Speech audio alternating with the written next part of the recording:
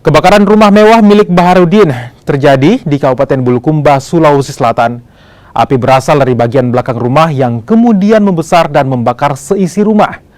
Warga sempat berupaya memadamkan api, namun sia-sia lantaran kobaran api terus membesar. Pemadam kebakaran yang diterjunkan ke lokasi kesulitan lantaran lokasi kebakaran yang jauh dari kantor pemadam.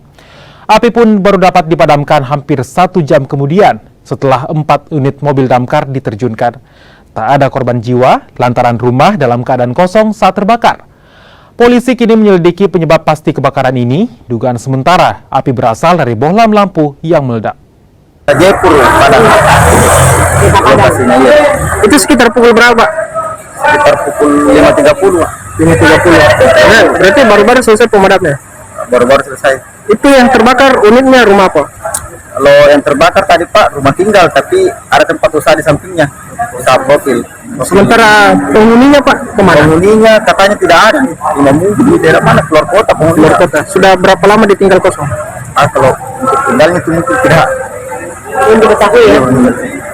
Dan pastinya saat kejadian terjadi itu penghuni rumah tidak ada. Tidak ada.